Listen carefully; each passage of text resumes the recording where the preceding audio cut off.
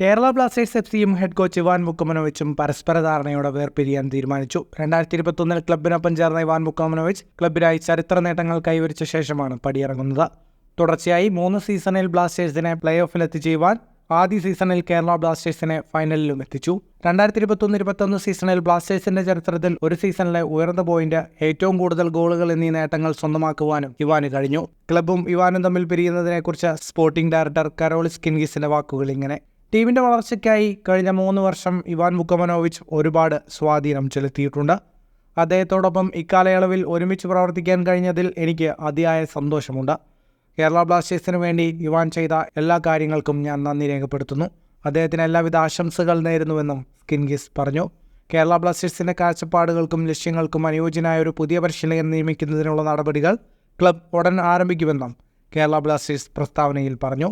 കൂടുതൽ ഫുട്ബോൾ വാർത്തകൾക്കായി ഈ ചാനൽ ഇപ്പോൾ തന്നെ സബ്സ്ക്രൈബ് ചെയ്യുക.